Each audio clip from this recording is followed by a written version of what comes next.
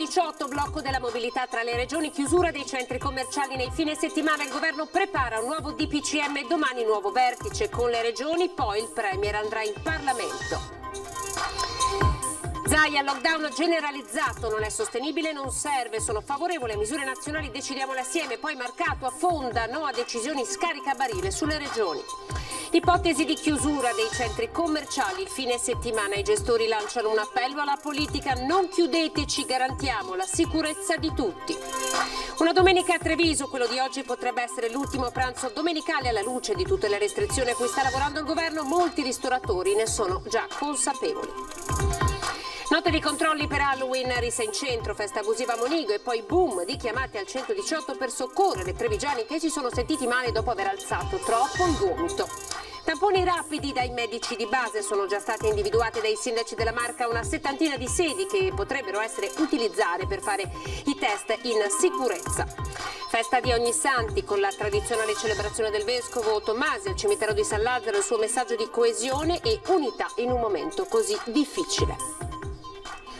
Buonasera, buona domenica, ben ritrovati in diretta come sempre con il notiziario di Antena 3. Andiamo subito a vedere i dati che hanno caratterizzato la giornata di oggi. Ci sono 361 nuovi positivi tra Treviso e provincia. Nei dati che sono stati sommati tra i contagi di questa mattina e quelli di questa sera, in tutto 652 invece sono i nuovi positivi in Veneto, che sommati ai 1437 di questa mattina fanno 2089 nuovi contagiati dal Covid in tutto il Veneto nelle ultime 24 ore. 4 le persone che hanno perso la vita. Oggi negli ospedali veneti erano 17 questa mattina e cresce il numero dei ricoverati in area non critica. Sono stasera 962 più 26. Cresce anche il numero delle persone in terapia intensiva, che sono 138 più 2 rispetto a questa mattina. Allora, nella Marca, come abbiamo detto, i decessi in tutto sono 361, i decessi sono 4, invece i positivi sono 361. Tutti i deceduti sono anziani che erano ricoverati all'ospedale di Vittorio Veneto, 3 uomini e una donna, tutti e 4 avevano gravi patologie.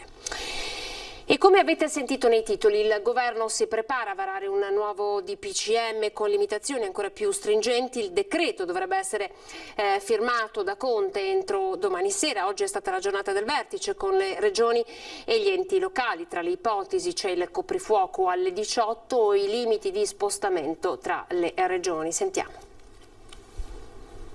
Centri commerciali chiusi nel weekend, coprifuoco alle 18, restrizioni alla mobilità tra regioni, chiusura degli angoli gioco in bar e tabaccherie e poi eventuali chiusure di città o aree metropolitane e scuole in base all'indice di contagiosità RT locale. Sono queste le principali ipotesi discusse oggi nel vertice tra governo, regioni, comuni e province in vista del prossimo DPCM atteso tra lunedì sera e martedì. Domani mattina un nuovo vertice con le regioni, poi il Premier andrà in Parlamento. Si cercherà di avere la mano più leggera possibile, pur nel momento così difficile, la mano più leggera possibile per limitare le attività economiche e imprenditoriali. Se sarà necessario, cercheremo di limitare gli spostamenti da una regione all'altra.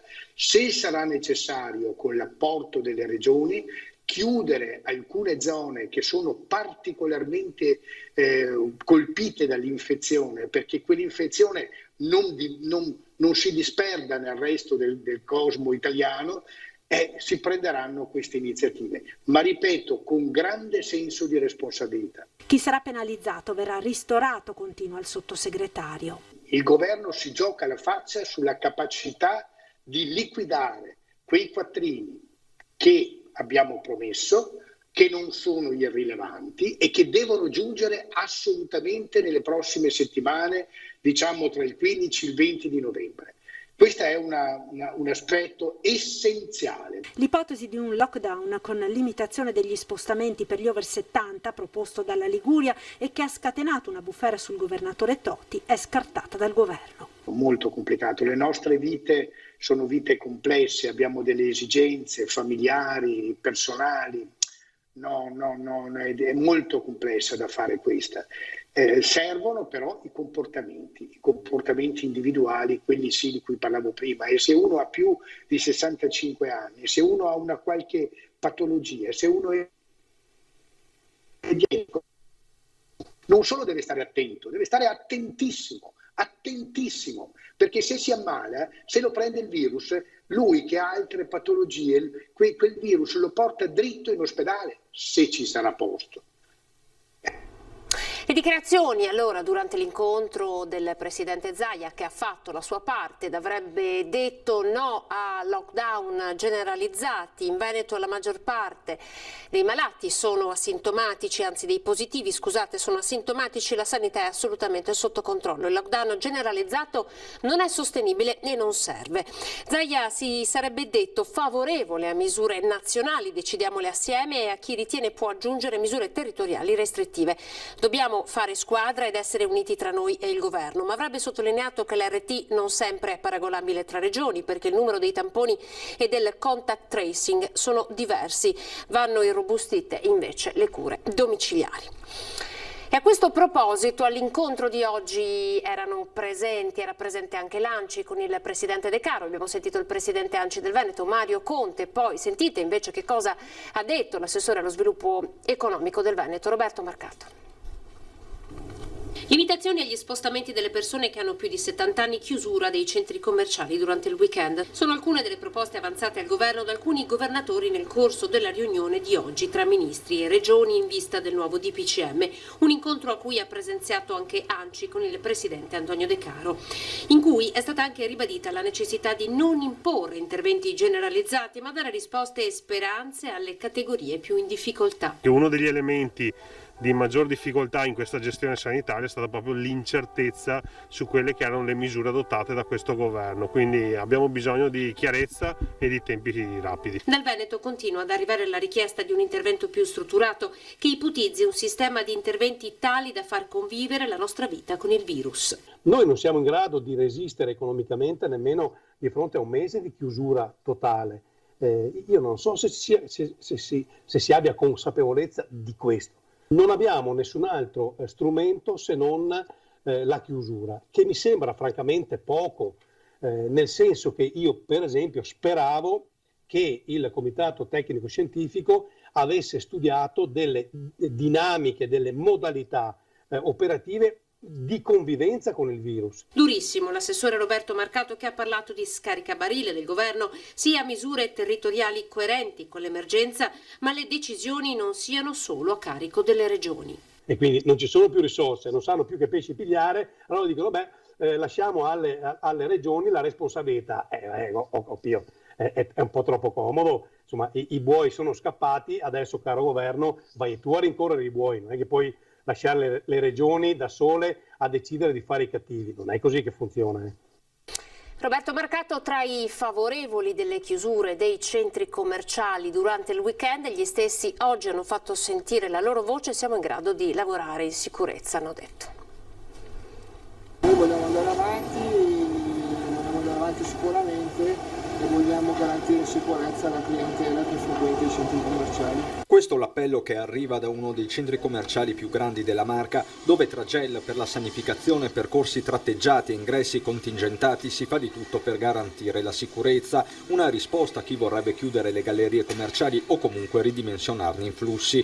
Tra loro il sindaco di Treviso Mario Conte, che aveva sottolineato l'incoerenza dell'ultimo DPCM che ha chiuso palestre e ristoranti e tenuto aperti gli shopping center, un paradosso anche per lo stesso Luca Zaia, orientato a contingentare gli ingressi. Da parte sua il mondo della grande distribuzione ricorda gli sforzi fatti per adeguarsi ai famigerati protocolli di primavera.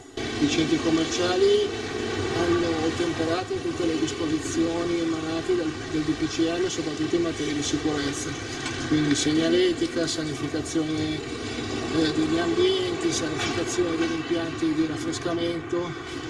Pertanto riteniamo che i centri commerciali siano un luogo sicuro.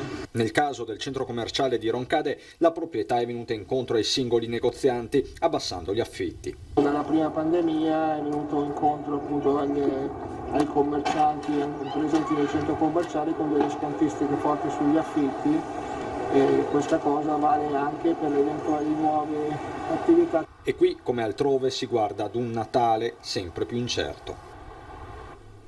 Allora adesso andiamo in città, a Treviso, abbiamo sentito i ristoratori proprio in questa domenica che potrebbe essere l'ultima in cui rimangono aperti. Pensiamo sarà quasi sicuramente l'ultima domenica, ce l'aspettiamo, ormai penso sia un dato di fatto vedendo anche la situazione europea e non possiamo far altro che accettarla e anche giustamente penso vista la situazione dei contagi in Italia. Siamo a San Valentino praticamente, tutte quante coppiettine da due, i giovani escono, tutto bene insomma qua da noi. Speriamo di no perché altrimenti è la mazzata finale, però obiettivamente è così, se c'è bisogno si fa. Ore 13, la città sembra quasi aver percepito che quella di oggi potrebbe essere l'ultima domenica seduti al tavolo di un ristorante. Poche prenotazioni, un calo drastico di fatturato per molti, 30% come ci racconta il cuoco di Arman, oppure il 60% come riferisce il titolare della cantinetta Butterfly, da 33 anni storico ristorante di via Manzoni. Come prenotazioni come sta andando in questa domenica? Zero prenotazioni, ok. Non c'è. La gente viene, prende un cicchetto e va? Sì. Sa già dirci che calo di fatturato sta avendo in questa fase? Abbiamo un 60%. L'impennata dei contagi inizia a fare paura, solo i locali con ampie metrature vengono visti con meno diffidenza e segnano oggi il tutto esaurito. Sabato, domenica pranzo, sì, durante la settimana un disastro. Proprio un disastro totale, neanche più gli operai e i piegati non ne parliamo perché ormai è un trapassato remoto. E allora c'è chi corre ai ripari come l'Odeon che ha allestito in 48 ore aperto da oggi questa piccola gastronomia takeaway ricavata da un'ala del ristorante. Chi sta già pensando invece come i Due Mori il menù di Natale in modalità takeaway ben consapevole che servirà soltanto a pagare le spese. Il takeaway va benissimo, per carità, l'asporto ti aiuta a salvare le spese ma niente altro. Tra i ristoratori c'è chi affida, come il titolare di Miki, ristorante di via Campana, la sua rabbia ai social network. Chi oggi è al lavoro ma sa che non coprirà nemmeno le spese della giornata. Secondo voi, se chiudiamo alle 18 ristoranti e locali di intrattenimento, quando facciamo l'incasso della giornata? Quando? Quasi a dire che chiudere tutto sarebbe stato più facile. Il nuovo DPCM potrebbe portare in piazza una nuova ondata di proteste. Più che scendere in piazza, bisogna veramente fare una rivoluzione. Andiamo ieri sera, parliamo di Halloween, una rissa in centro, tante le chiamate al 118 di giovani ubriachi che hanno chiesto aiuto. Sentiamo il bilancio della polizia locale. Una rissa tra giovanissimi in via Roma a Treviso con un ragazzo finito all'ospedale dopo essere stato colpito da un pugno al volto ed una decina di giovani identificati dalle forze dell'ordine e poi molte chiamate al 118 per soccorrere ubriachi che dopo aver alzato troppo il gomito si sono sentiti male ed ancora una festa di compleanno in un'abitazione privata nonostante le direttive anti-Covid. Quella di Halloween è stata una notte impegnativa per le forze dell'ordine a Treviso. Abbiamo rafforzato i controlli sia durante il giorno che in modo particolare nella serata di ieri con personale che ha effettuato servizio fino a questa notte. Tutto sommato i trevigiani hanno recepito le raccomandazioni, anche se non sono mancate le eccezioni segnalate dagli stessi cittadini alla polizia locale. Poco prima di mezzanotte dal quartiere Monigo, per cui siamo intervenuti all'interno di un'abitazione privata e abbiamo sospeso una festa che era in corso, una festa di compleanno. Festa interrotta ma nessuna multa per gli 8 partecipanti, poiché l'ultimo DPCM raccomanda di non fare feste private con persone al di fuori dei propri conviventi, ma non prevede sanzioni.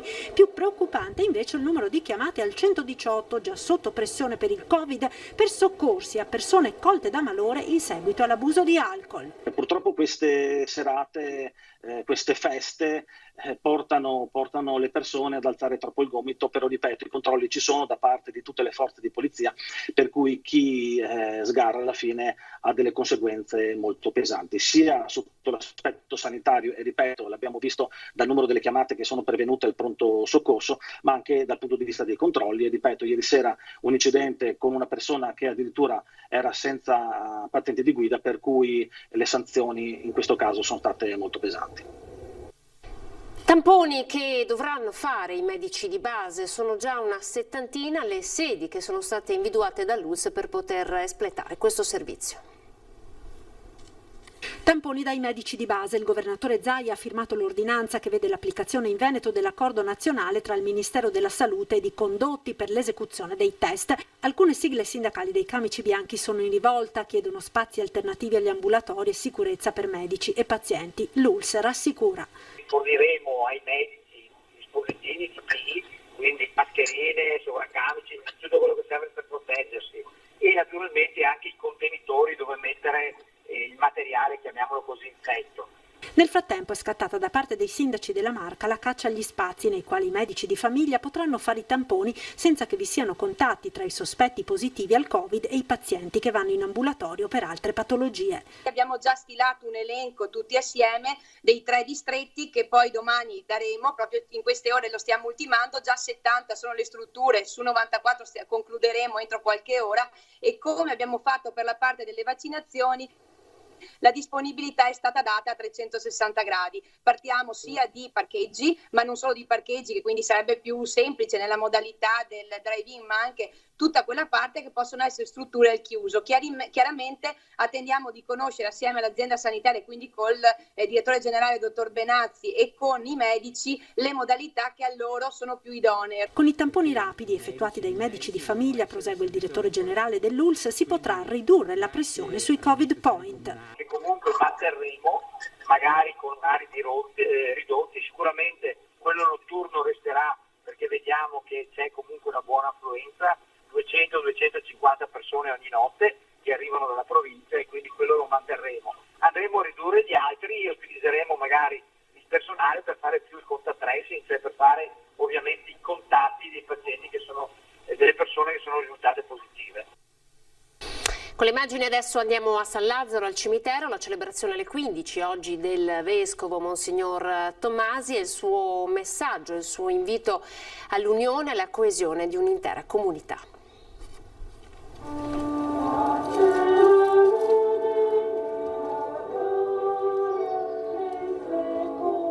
La necessità e il desiderio di dare un saluto, e con le dovute precauzioni oggi siamo qui. Cerco di essere serena e di trasmettere serenità anche ai nostri bambini. Almeno una passeggiata, un passaggio, senza tante fermate. Un ricordo sia doveroso per quelli che ultimamente anche ci hanno un po' lasciati in maniera un po' senza alcuna celebrazione, senza alcuna... credo sia doveroso. La pandemia c'è, però secondo me non dobbiamo neanche spaventarci. Dobbiamo andare avanti con coraggio e con fede. In questa umida domenica di Ognissanti la fede ha sostenuto i passi delle tante persone che si sono avvicendate al cimitero di San Lazzaro per ascoltare la messa celebrata dal vescovo Monsignor Michele Tommasi. I parenti che non hanno avuto l'occasione di salutare con uno sguardo, un tocco, una carezza, tutti quei cari che abbiamo dovuto salutare da lontano, senza un rito, senza una celebrazione. La certezza che quel passo della morte non sia il definitivo fine della nostra esistenza, è questa la consolazione di tanti che non hanno potuto accompagnare negli ultimi istanti della vita i loro cari, ammalati di coronavirus in isolamento. Il messaggio del vescovo oggi è stato per una comunità intera, mai come oggi divisa e fragile, messa in ginocchio da un nemico ancora difficile da capire. Facciamo quello che ci viene chiesto e lo facciamolo bene, facciamolo soprattutto in maniera tale da proteggere più deboli, più fragili, tutta la nostra società. Quindi prudenza, quindi preoccupazione per il mondo economico, ma per quello cura, cioè prenderci cura gli uni degli altri. È il momento questo di non andare in ordine sparso, è il momento di essere solidali, di portarci gli uni gli altri, di aiutare chi per la situazione deve rallentare, magari deve chiudere, e mettere a disposizione quello che abbiamo. Siamo una comunità e dobbiamo dimostrarlo. Un elogio ad una vera vita democratica dove non si disperdano le energie nella lotta gli uni contro gli altri. La festa con Ognissanti e la memoria con la giornata dei defunti sono non a caso vicine e legate tra di loro. Vissute assieme, come ha spiegato il vescovo, aprono una finestra sul senso della vita. A tutti dico: ascoltiamoci davvero gli uni gli altri e prendiamoci gli uni gli altri per mano. Se ci scontriamo abbiamo perso tutto, se ci aiutiamo possiamo camminare insieme.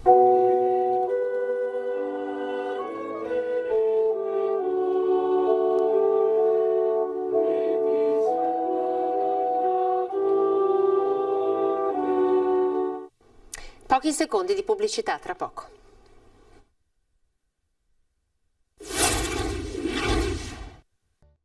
Eccoci ben ritrovati, buona domenica ancora, ripartiamo dalla cronaca, andiamo a Nervesa della Battaglia in via Madonnetta dove nel pomeriggio l'intervento dei vigili del fuoco ha tratto in salvo una persona, un 73enne originario di Cison di Valmarino ma residente a Susegana, che è scivolato nelle acque del canale Piavesella appunto in via Madonnetta. Provvidenziale l'intervento sul posto di una squadra e del personale del 118, l'uomo oltre all'annegamento ha rischiato di finire anche in ipotermia. Recuperato dai pompieri, è stato riportato a riva dopo essere rimasto per diversi minuti nelle acque fredde del canale di Nervesa.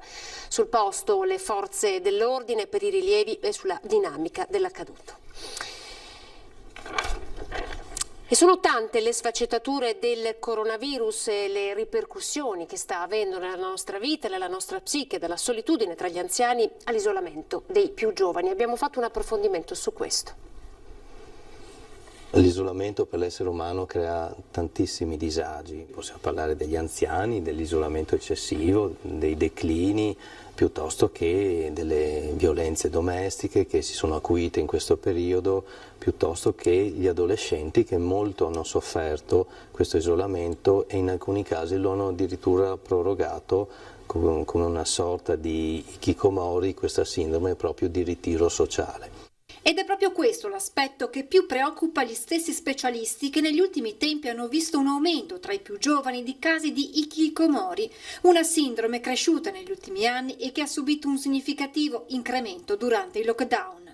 Molti adolescenti, io vedo, hanno addirittura prorogato il tempo di questo ritiro sociale chiudendosi proprio nelle loro stanze e quindi cominciando tutta quella sintomatologia e comportamenti che sono tipici, quindi il vivere nella camera, mangiare nella camera, aver timore della propria immagine corporea, aver timore di incrociare, di incontrare altri ragazzi.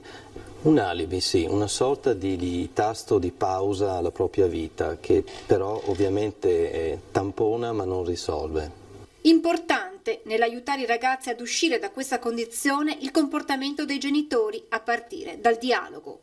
Provare ad iniziare a parlare di questo comportamento tentando di non essere accusatori con loro perché in fondo è un segnale di sofferenza.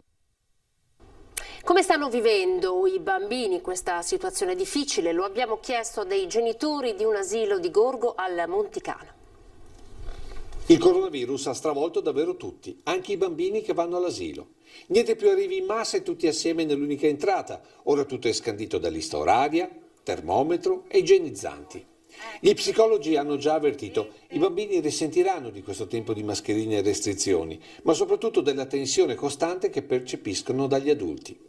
Genitori e nonni che stanno cercando a modo loro di raccontare cos'è il coronavirus. L'abbiamo raccontata un po', cercando un po' di sdrammatizzare, perché non si può mettere tanta paura ai bambini. Si dice che c'è un virus, che è una malattia, che bisogna stare attenti e bisogna coprirsi. E lui capisce? Sì, sembra di sì, quindi... Sì, le abbiamo raccontato che c'è questo virus, ma in maniera molto...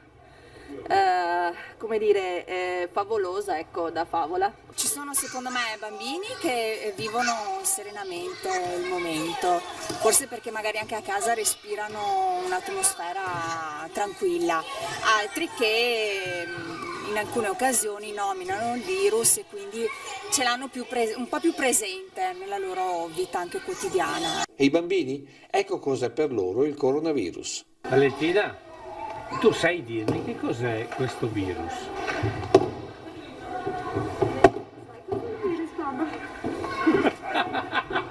Filippo, ma secondo te cos'è il Covid? È il virus. Ciao Sara. Ciao. E tu sai che cos'è il Covid? Il virus. E che cos'è? Papà, aiuto! Ieri sera Aspetta, amore. No, ieri sera ha preso un bambolotto, lo ha vestito e ha detto: ti vesto bene, se no prendi il coronavirus. Amore. A Treviso nasce il nuovo teatro La Stanza, le chiavi consegnate al sindaco e un ricco cartellone per adulti e bambini.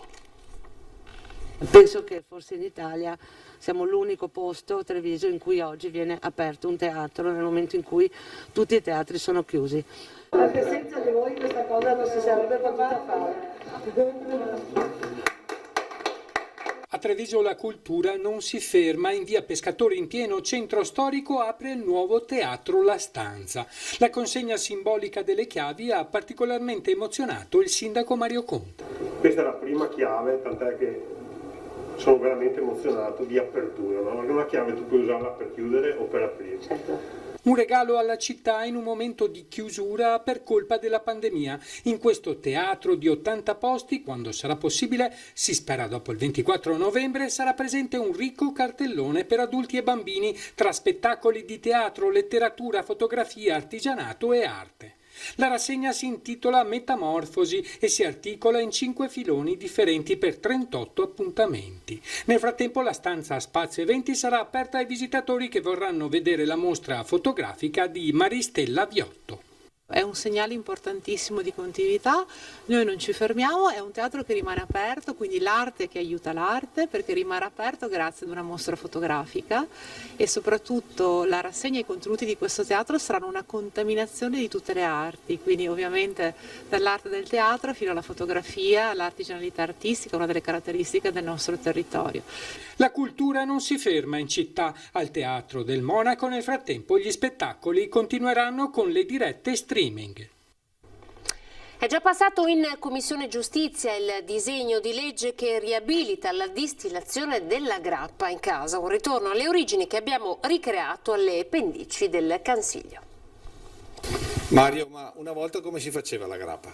Una volta se la faceva stesso sistema. Però si faceva con le legne nel bosco, scondiome della polizia, la finanza. Un rito antico quasi quanto il vino, ma soprattutto uno dei simboli delle nostre radici contadine. Ecco come si faceva la grappa in casa, costruendosi letteralmente infusori a lambicchi. Te c'ho la zarpa e te la mettendo nella caldaia, una quantità che non arriva a toccare il quercio, perché sennò dopo viene fuori per il quercio, si fa fuori per il quercio, fino a un certo livello e dopo si fa mette sotto l'acqua prima, in proporzione, e si fa bollire fino a quando è che bolle, allora rallenti il gas o il fuoco. C'è tutta l'inventiva veneta in questa distillazione. Così la guarnizione di tenuta della caliera, normalmente utilizzata per la polenta, con il coperchio e la serpentina, veniva fatta con la farina da fiore bagnata e spalmata sul bordo, mentre il raffreddamento avveniva in un cilindro pieno d'acqua. Poi c'era la scelta, che per i patiti della TV era anche lo storico slogan della grappa Piave: via la testa, via la coda, resta solo il cuore della grappa. Perché la testa la tira fuori tutte le cose del rame, della vinaccia e la coda la contiene quando che a un certo grado viene fuori la frema che è un acido metilico che è inquinatissimo proprio, veleno puro. Che però molti comunque barattavano con inevitabili conseguenze per il fegato del compratore. Ecco perché farsi la grappa divenne fuorilegge. Ma i tempi e soprattutto le coscienze cambiano e di conseguenza anche le leggi. Così una nuova norma per la grappa sta già passando le varie commissioni a Roma con specifiche ben precise. Tutto il processo viene fatto in maniera tale che anche l'USL possa controllare, viene controllato soprattutto il prodotto finale con l'indagine spettrografica in maniera tale che non ci sia alcol metilico all'interno della grappa, che per il passato ha creato anche dei problemi.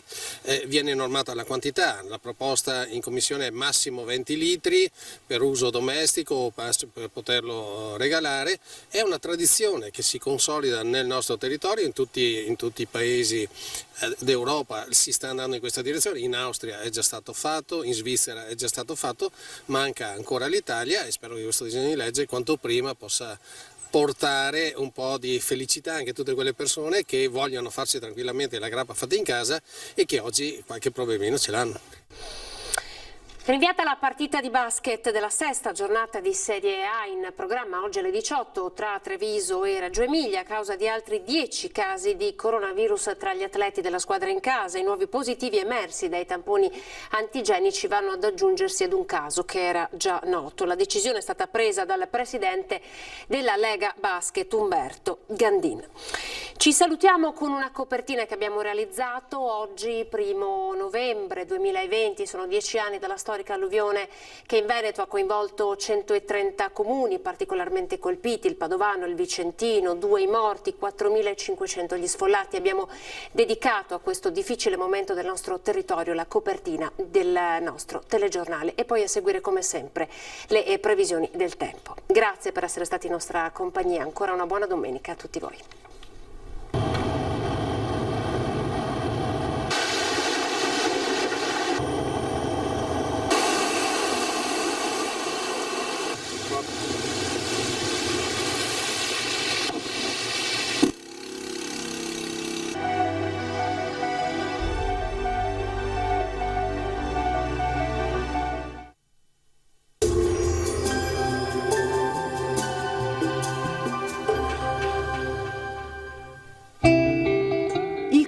Vive finché ha qualcosa da amare, così come il fuoco avrà qualcosa da bruciare. Benvenuti al meteo. Anticiclone ancora dominante, tempo stabile, ma cielo grigio e fosco sul nostro territorio. Il dettaglio di lunedì 2 novembre. Sul Veneto al mattino saranno possibili nubi basse e nebbie localmente fitte, specie lungo l'asta fluviale del Po. Dal pomeriggio in locale dissolvimento. In pianura però resterà ancora per lo più nebbioso, sui rilievi invece più soleggiato. Temperature minime tra 7 e 10 gradi, per quanto riguarda invece le massime la colonnina di Mercurio arriverà a segnare i 18 gradi. Ci spostiamo ora sul Friuli Venezia Giulia, anche qui cielo molto nuvoloso per gran parte della giornata, spazi di sereno maggiori invece in montagna. Temperature minime fino a 11 gradi, massime fino a 16-17 gradi. Uno sguardo infine alla situazione del Trentino Alto Adige, anche qui molte nubi con riduzioni della visibilità, locali rasserenamenti invece nelle ore più calde. Temperature minime sui 12 gradi, massime fino ai 20 gradi all'incirca. Dal meteo di Antenna 3 per ora è tutto, arrivederci al prossimo aggiornamento.